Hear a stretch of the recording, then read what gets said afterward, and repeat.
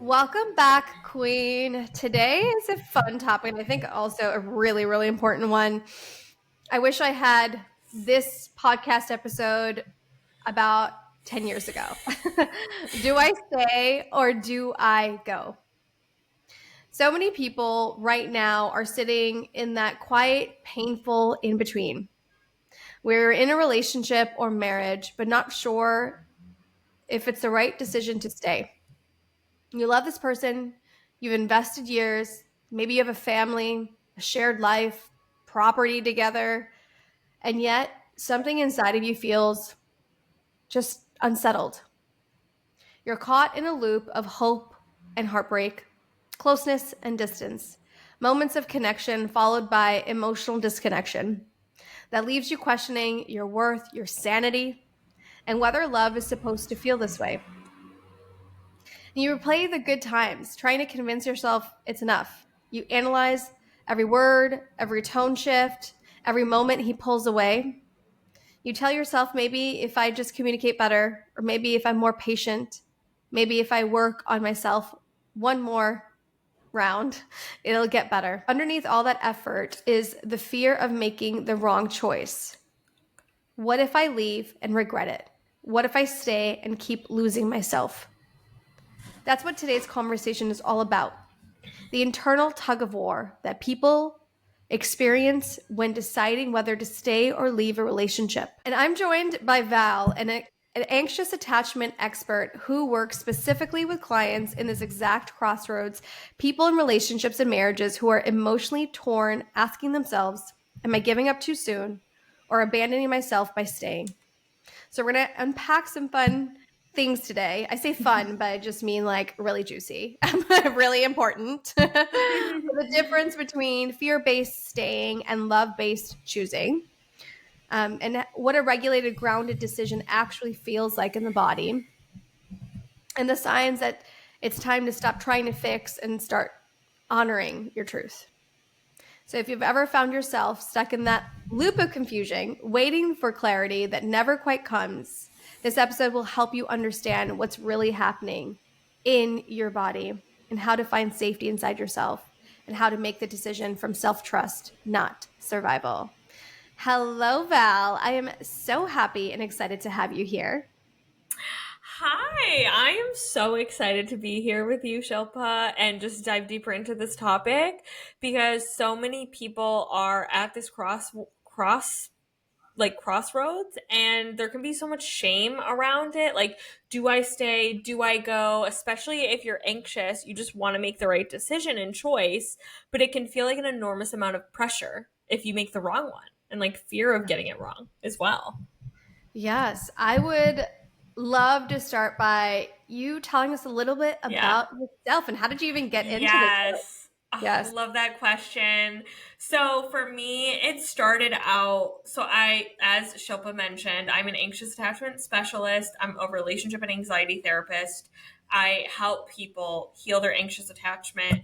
It just basically, for me, a little bit about my story. I dealt with crippling chronic anxiety for decades. It led to a lot of health issues. I had mystery like pain. I was tested for fibromyalgia, but there was no medical cause. I was in my early 20s, and for around 6 years, I had chronic headaches, neck pain, back pain, IBS, adrenal fatigue. Like, my whole body was incredibly inflamed. It felt like I was a 90-year-old woman in a early 20-year-old's body. And so it was very like that in itself brought on a lot of anxiety. And so it was this whole mind body connection where it was just all my suppressed emotions from childhood. I was doing all the right things. I was doing talk therapy for years. I changed my diet. I was exercising, doing yoga. I was meditating every day. I was doing all the right things, but nothing would move the needle with the anxiety I was experiencing or the chronic pain. Until I discovered somatic therapy and hypnotherapy, it really got to the root and helped me to process my emotions because growing up, I learned that was a no no. So, of course, then because I didn't have that safety within myself, I was chronically codependent. I would jump from relationship to relationship, ending up in relationships with people who were emotionally unavailable or were addicts, and because I was myself was emotionally unavailable, and Yeah. so that's what really led me into this work. And so I started my career just working with people with PTSD, CPTSD, and just chronic anxiety. But I found that the ones that were not seeing results or getting better were stuck in toxic relationships, trauma bonds, or had an anxious attachment style. So that's really how I've gotten here and into this work. Amazing. I love hearing about your story. And of course, we turn our pain into our purpose, which is such a beautiful, beautiful thing. And now we get to guide other people through their own journeys. So I love that you're doing this. Hmm. And how often are you seeing this, maybe in your clients, Hmm. where people are stuck in this limbo? Do I stay or do Mm. I go? Mm. Very How, frequently. yeah. Very frequently because, well, I'll say this. Some clients are actually in toxic relationships, Mm, and they're like, do I stay? Do I go? They might have protector parts that include cognitive dissonance, right? Noticing like this confusion.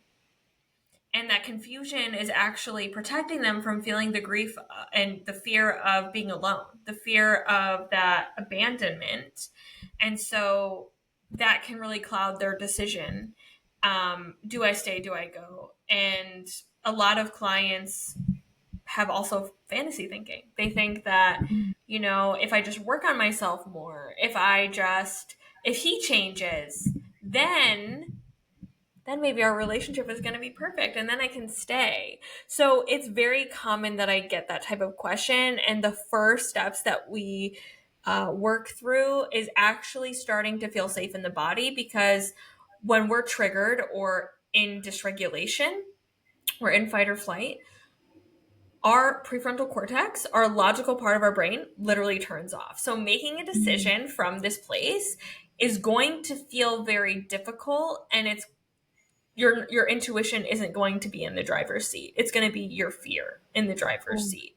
So it's first guiding them through nervous system regulation, somatic work to actually help them feel what's underneath this pressure of making this decision, connecting them to their intuition. And something for a lot of people who are people pleasing, they're very disconnected from their yes or their no. So mm, they will say yes when they want to say no, or they aren't even sure what feels good for them. So I start with very small things. And if you're people pleasing and you're struggling with very big decisions, like do I stay or do I go in my marriage or relationship, let's start with building trust in the body so that you feel safer making even smaller decisions.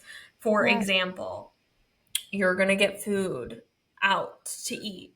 What feels like a yes for me? What feels good? Is it Mexican food or is it sushi? Yeah. And even just looking around your room, what is one object that I want to pick up? What's that yes for me? Right? Maybe that's Mm, my phone. I want to call my friend in this moment. And then maybe your no is your laptop because you don't want to be working in this moment. So mhm, these are, and then it's figuring out, okay, when I reached for my phone, what sensations did I notice coming up in my body? I felt excitement, thinking about talking to my friend. I felt myself smiling. My posture was much more open versus the no felt constricted. It felt my body was tight. So these are all ways that we can start to connect back. And when we start to build in those smaller decisions, then when we make these bigger decisions, we're going to build more of that foundation of self trust. And we're going to be starting to make those decisions from intuition and clarity, because mhm. we have that within ourselves. Absolutely. And when you're noticing people just struggling with this self-trust, how long are you noticing like it takes them to build that back up so where they could finally take some action? Mm.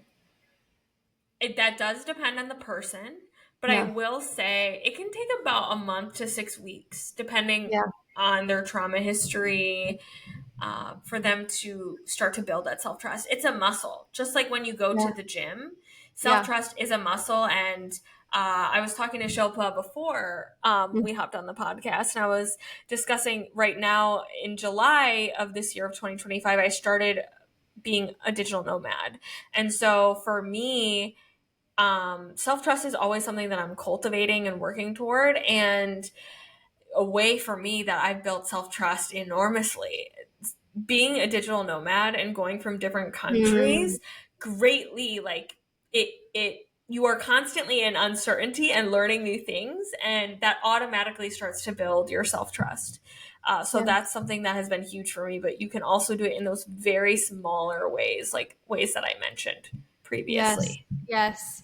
I remember actually my husband and I sold everything to travel the world in Oh, 2020, and that cool. was when the whole world was shut down. So it was Mm-hmm.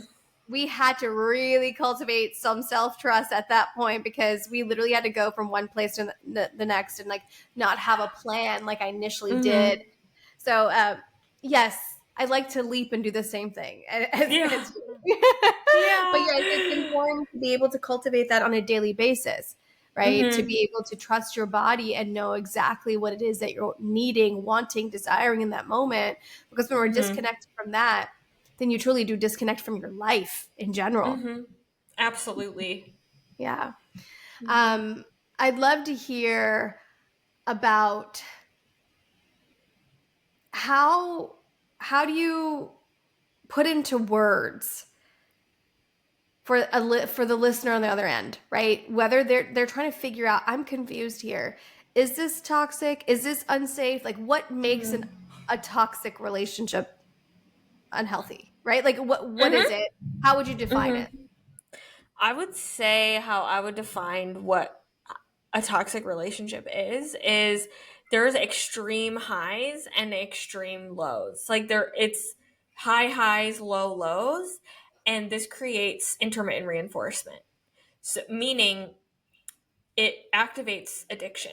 So on my podcast, Shilpa and I were discussing a little bit about addiction and partners who have experienced addiction and what that looks like. And I would say in one statement, this is what really constitutes a toxic relationship. They're the source of my pain, but they're also the source of my relief.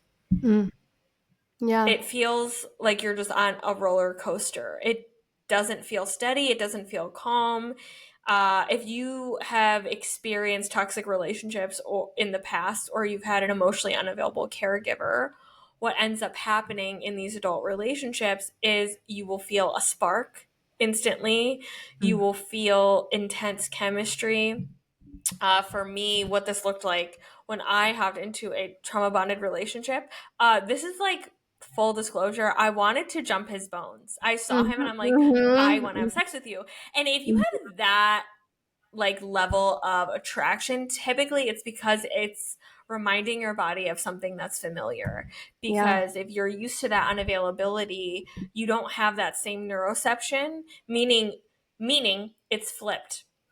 If you're Mhm. used to toxic relationships or you've had unavailable caregivers, your body starts to associate love with unavailability, abandonment, chaos, and stress. So then you will have these intense sparks and intense attraction to people who mirror what your caregivers did.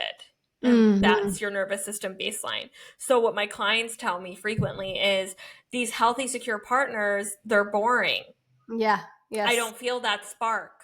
I I've get gotten the that a ick lot. from them. Yeah. Yes.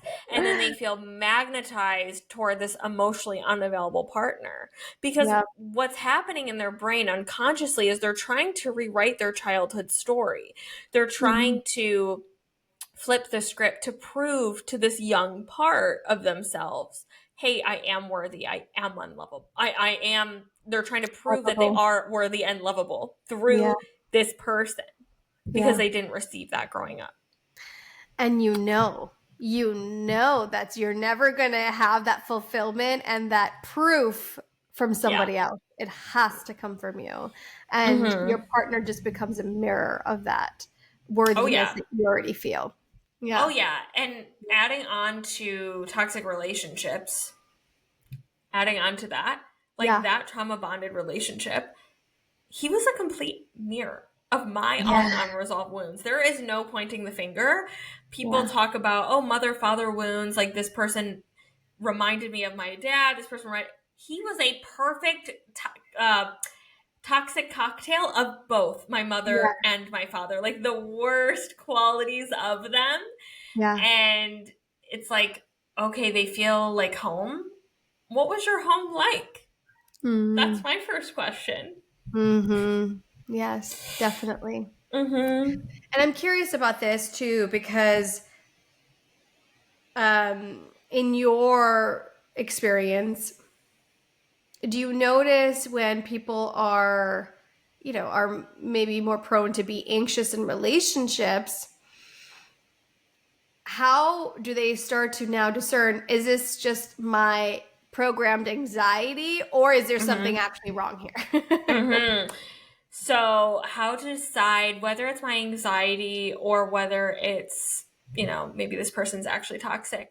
Yeah. Look at, okay, when you express your fears, anxiety, or feelings to this person, how are they reacting to that? Are they shutting you down? Are they making you feel guilty? Are they making you feel bad for feeling that way?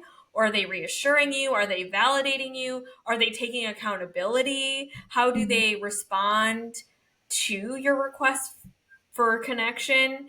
How do they treat other people around you? Do you feel safe with them? Yeah. Do you feel like your body can exhale? Do you feel like I can bring up anything to this person and they won't judge me for it? Yeah. Or are you terrified that they're going to shut you down? Is there gaslighting involved? Is there manipulation tactics? Are they just being cruel to you, right? Like, how are they actually treating you? And like looking at that, and looking at the beginning of your relationship. Was there love bombing involved? So were they overly complimentary? Were they overly giving you these huge grand gestures? And then what Mhm. was it followed up with afterward? So Mhm. I think it's like if your partner is very healthy and loving and you feel like you can bring up anything to them, they respond with curiosity and compassion to your feelings and emotions rather than shame. That's what we want to look for. And what happens when you set a boundary with them? What happens when you say Yeah, it's a no? big one. How are they treating you when things aren't going their way? Like looking at these things objectively, seeing Yeah. that, because the soonest way you can see if someone is toxic, quote unquote toxic, or maybe they're not right fit for you if you are someone who's looking for that healthy partner, is how are they responding to your no Yeah, that's a big one. Big one. and your And boundaries. yes, and do you see women who are stuck in these relationships where they're questioning, do I stay or do I go? Do you often see them minimizing red flags and Yes. rationalizing to stay? Hmm. Yes, and How that's just a so? protector part. That is Yeah. just a protector part, and it's cognitive dissonance 101. Hmm. And what a lot of people don't understand is if you're used to toxic relationships or your parent was emotionally unavailable, red flags do not register as a threat because, right, that chaos and stress registers as familiarity and safety Yes. in the Yeah. body now. So Yeah. those red flags aren't going to register as red flags Yeah. in the brain. So that's why I start with nervous system regulation and helping them teach their body how what does it mean to actually feel safe? Because when you start doing this consistently, you then are your baseline is not chaos and stress, your baseline is actually peace, calmness, emotional stability. So then Yeah. when someone is acting in a different way toward that, then you will actually start to see the red flags and register it as a Mhm. threat instead of safety. Yeah. So someone in a marriage who maybe has kids, but just invested a lot of time and energy, Mm-hmm. into this relationship, Mm-hmm. what what is some advice that you'd give them? Where would you tell them to start? How do they figure out what is the next step for them? It's because it Like, took me about 2 years to figure out whether I mm, should leave my relationship or not. For like, yeah, yeah, it's a big fucking decision. A yes, big fucking yes, decision to leave a marriage. There's kids, there's legal documents binding you to this person. hmm And it's hmm like, I think it goes to two different things. Like, I yeah, guess this isn't like trauma informed advice I'm about to say, but like this is what, like, your protector birds are going to come in yeah, if you do ask this, but this is something that kind of wakes people up is, would I want my daughter to be in this marriage? Would I want my best friend to be treated oh yeah, exactly how I am being treated? But it's truly where I first start with clients is helping them build that safety. Because if you don't have that safety in your body, you cannot make that decision because you're too dysregulated to think in your logical adult mind. And that takes a bit of hmm time. But when we practice that, we start to trust ourselves a lot more and feel safer in their body. But it's a lot of anxiety starts to come up when you're in that hmm decision making process because all your wounds from your childhood come up during yeah, this period because it's not just about the current day situation. It's about, like, going back to toxic relationships, or if you had an emotionally unavailable caregiver, it triggers that young part of you. So when you're mm, 4 years old, you can't just leave your parent. You are emotionally dependent on them for survival. So when you start to learn how to process your own emotions and become your own source of safety and relief, you stop looking for them to outsource that for you and meet those needs for you. That's when you can come from a more clearly defined place of, okay, I think I am safe to step away, or I yeah, think we can work on this, right? Two yes, different ways it can go. I also believe that it's like, okay, is your partner willing to do the work, whatever that work means? In my opinion, if you're at a really big standstill with your partner, you need to start with somatic work and getting yeah, safe in your body. Because even like couples counseling, if you're just doing talk therapy, that's not going to do shit if you have a dysregulated nervous system and both of you are in I, attack mode, are like triggered. And like, even like my roommate and I, we can get in conflicts, but we resolve them and can repair easily and quickly because we both know how to get back into our adult bodies. We yeah, know how to heal our triggers. We know how to sit within that discomfort. And when you are able to sit within your own discomfort and feelings, you will stop going into the defensive when your partner brings up a problem. You're able to yeah, take it and self reflect and be like, okay, here's what I did wrong. Here's what I'm going to be able to do moving forward. And that means that your partner needs to be able to be willing and able to look at their own shit. And that can hmm be fucking confronting. And that's yeah, going to poke at all definitely, of your shame. And so it's individual, but it's together. Like, I like, somatic work is just key. When you can do all of those things, your marriage or your relationship will be so much better. So, but either way, I would still start with those same steps. yeah, absolutely, and that's important and key. It's funny Mm-hmm. because I love therapy. Therapy Mm-hmm. definitely got me to a certain level of self-awareness. But Correct. if when I wanted to go deeper in my healing journey, and this is why, same thing with my work, when I bring in nervous system and somatic work, because you have to. You You have to. cannot you cannot function in relationships without bringing your No. body into it. You can't Yeah. function in life. Honestly, what I've realized No. is you can't function in life without bringing your body into it. No. Oh my Yeah. God, no. Because you can know, hey, I'm lashing out at my partner because Yes. he's triggering young parts of me. You can know why you're reacting that way. But if you don't Yeah. know how to like bring your body back into baseline and into safety, it's not going to matter. And if you don't Exactly. heal the origin of that wound, you're going to have circulating fights with your partner and nothing is going to get resolved. Exactly. Yes. So Mm-hmm. this is so important. Mm-hmm. Um, do you believe that love can exist where there's chronic anxiety, or does anxiety distort our ability to see the relationship clearly? That's a really great question. Mhm. I think that you can definitely exist within relationships with anxiety. Mhm. I know that when I get triggered, it doesn't. Okay, so I want to start with this. Having a regulated nervous system does not mean that you're going to be calm and peaceful all the time.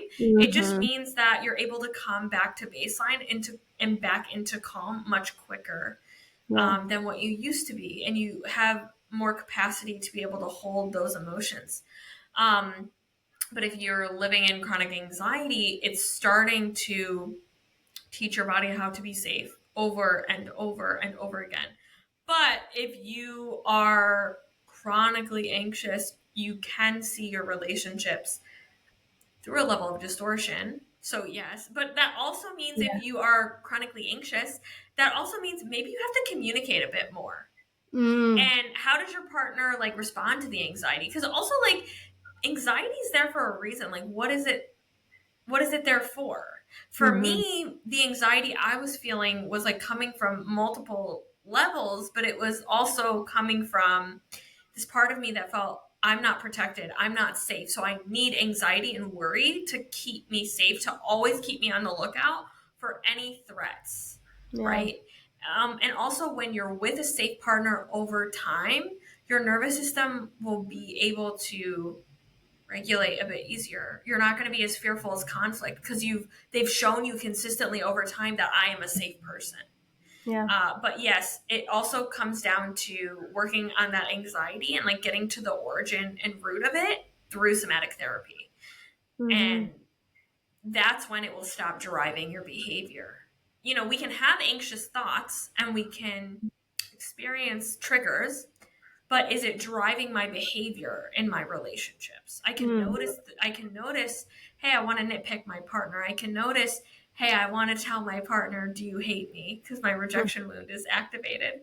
Mhm. I can notice that, but maybe I don't let it drive my behavior. I notice that part of me wanting to nitpick. Okay, I can notice that. I'm going to take some space. I'm Mhm. take a moment away and then come back. And Yeah. so it's all about noticing those things and having really understanding partners and just two willing people, open and willing to look at their shit and their side of the street. Because when we're having a big reaction to something or someone outside of ourselves, it's triggering young parts of us. It's not Mhm. coming from our true adult self. Mhm. Absolutely. And Mm-hmm. one thing that works really well in my relationship, and I actually teach this to clients, is to be able to vocalize like what you're Mm-hmm. seeing, what you're Mm-hmm. feeling, and the story you're telling yourself. Yes. And so you're not pointing the finger, but you're Mm-hmm. expressing what is happening within you. So you Mm-hmm. also show up in a level of vulnerability that's very it allows your partner in, and Mm-hmm. then he gets to do the same, and you just you're so detached because it's not like this person is defensive, or it's not like Mm-hmm. this person's trying to see you as the enemy, but this is what's happening within them. So then you Mm-hmm. also get a really deeper understanding of their inner child. They see your inner child, Yeah. and you learn how to love each other more deeply. It's so beautiful. Mm-hmm.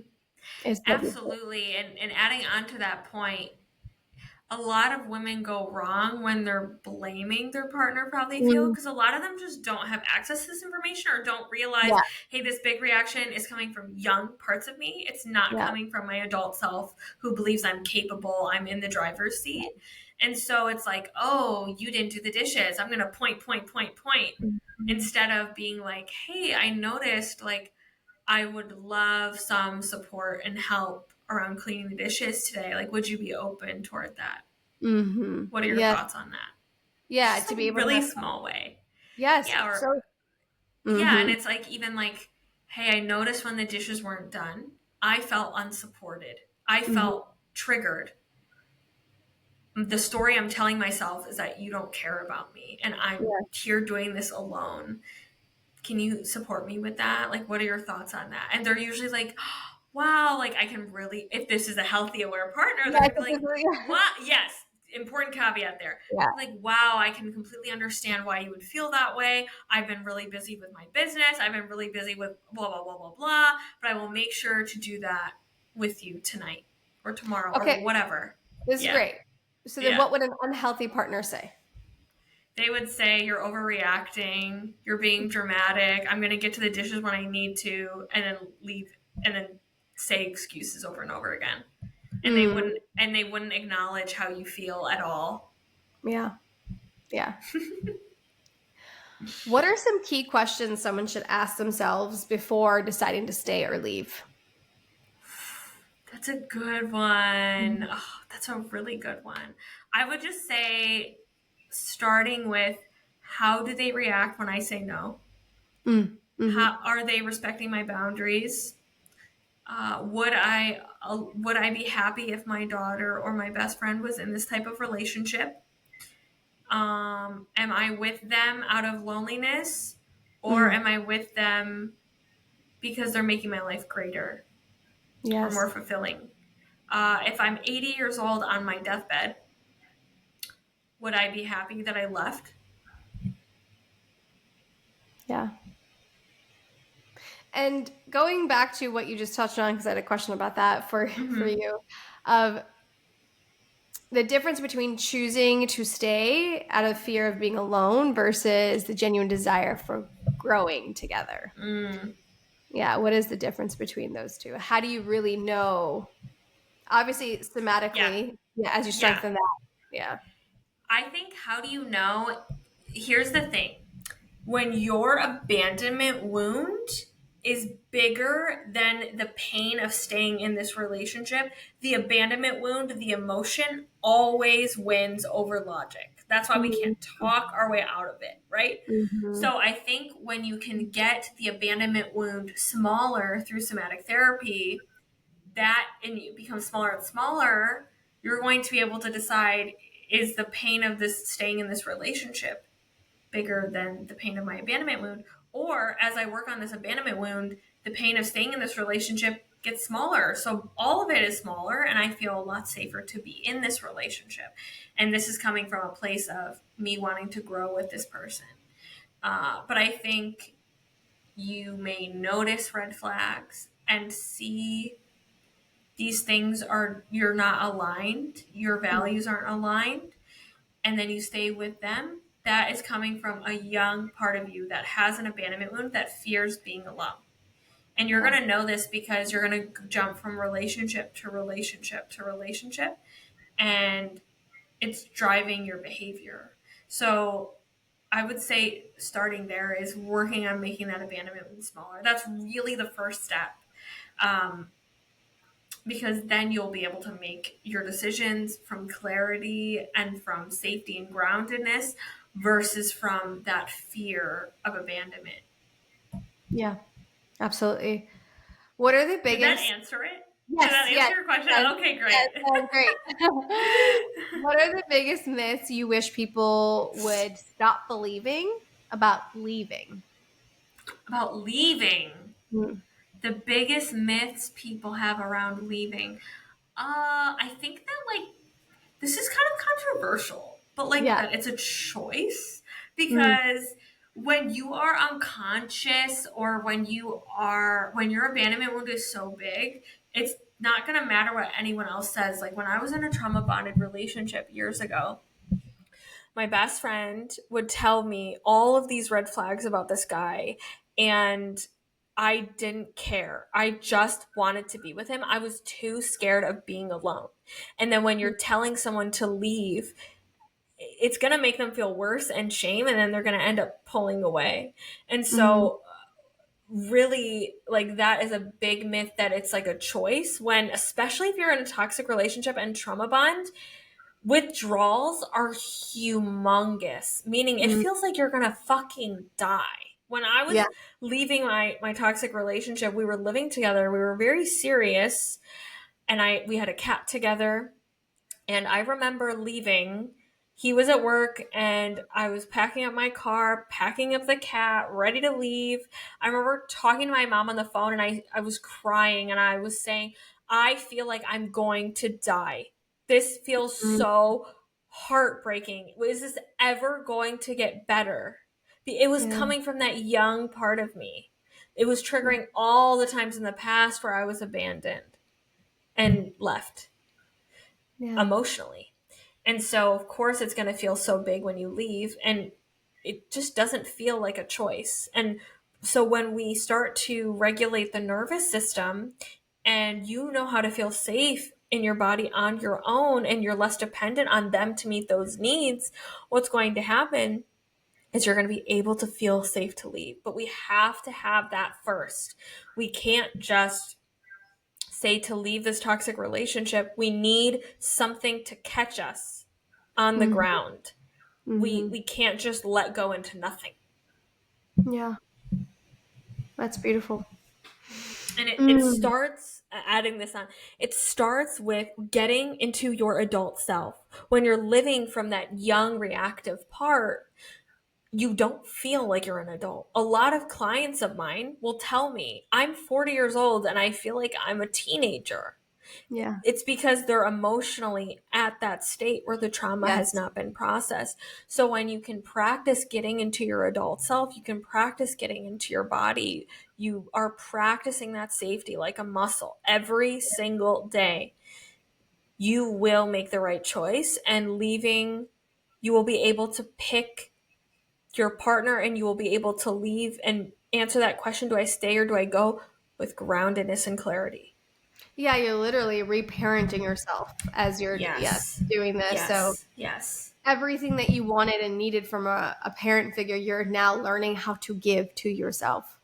Absolutely. Yeah. Absolutely. And this like definitely tacks on to our conversation earlier of creating that safety within yourself, and the partner who shows up merely just adds to that or is just a mirror Yes. of that. But yeah. Mm-hmm. Um, so for someone who's terrified to start over, what would you say about what's possible on the other Mm. side of this healing? Mm. Yeah, I just want to validate that you're so not alone. You're Mhm. so not alone in feeling terrified to leave and being alone. Like I said, it felt like death to me. It's Yeah. because to that 4-year-old part of me, it was death because attachment equals survival to these young parts. And it's like the more that you can also just de-shame this part. A lot of people are like, oh my God, I know he was toxic. Why can't I get myself to leave? People have so much shame over their reactions. And it's like, what if that's okay that you're reacting this way? What if it's just showing that your inner child needs some tender love and care? I would just say, like, if you're terrified to be alone, like, when you start to even just have minuscule moments of being alone, like for me, because I had big distractor protector parts. Like I would always be working, I would always be scrolling on my phone. And I first would start with, okay, I'm going to have 1 minute without any distractions. And Mhm. as you build capacity, like maybe the first week you start with just 1 minute with just being with your thoughts. You're like, okay, I didn't die. I was okay and alone for 1 minute. I Yeah. didn't die. I'm okay. Maybe the next week I start with 2 minutes and then I increase it and then I feel more present in my body. I'm starting to feel safer being alone. And then I'm able to maybe take myself out to restaurants alone. Mhm. You're building your capacity more and more. And then you're like, okay, I am okay to be alone. And Yeah. I've actually been single for almost 2 years at this point. And it's Mhm. been so empowering and freeing. And we also think that we're just alone when we're single, when we're not, right? You have that loving neighbor, you have your friends, you have people online that you speak to, you have group containers, you have your therapist maybe or a coach. Maybe you have an animal, maybe family members, and then like starting to build that community so you're not just getting your needs met through a person, through Yeah. one person. It's diversifying those needs. But it's just like, I know it feels so scary, but what if all the scary moments in your life, like you've made it through every single one of your worst moments? Like Mhm. really anchor into that. and know that on the other side, you're going to have something more beautiful. When the sooner you can walk away and say no to what's wrong for you, the sooner the right person can enter into your life and the right opportunities can come into your life from this place. Absolutely. Absolutely. And I was like, yep, you explained my journey to a T. Oh. When you decide to leave and then you do the Mhm. work and you really hold out for what you're truly desiring and, work with your nervous system and be able to actually create that safety within yourself first. Mhm. And, it's funny because I did a lot of that work while being in this marriage. I'm Yeah. very grateful that I was able to have a partner um, who allowed me a lot of grace. Mhm. And that's Yeah. good relationships. But yes, you can absolutely Yes. have love after. Yeah, absolutely you can. And just adding on to that, like trauma is Mhm. relational. We don't Yes. come onto Yeah. the planet born causing trauma through ourselves. Yes. It's from that Exactly. relational piece. So knowing that you can build safe relationships, like, and when they can start to meet your tender parts with love, where you Oh, used to it's hold so shame healing. around or suppress, it's Yes. so beautifully healing. Yes. Absolutely. And Definitely. and if you're listening to this, like, you're worthy of love, no Yeah. matter what you have gone through in your life, no matter what your relationship history. Like, we're at the end of the day, when we're at our funeral, like, people are going to be talking about how we Hmm. made them feel and the Hmm. love that we share, with Absolutely. one another. Absolutely. This has been such a beautiful conversation, and I'm so excited Mm. for everyone who needs to hear it is going to have access to this information because this is something I wish I knew 10 years ago. And I'm so Mm-hmm. glad that we're both doing our part in helping other people heal on their journeys towards really embodying their own worth and love for Mm. themselves and healing that childhood trauma, at least doing the foundational work to do it, and then being able to do that with in relationships as well. Mm-hmm. So, thank you so much for being here. How can people reach out to you and Mm. have access to more of your world? Mm.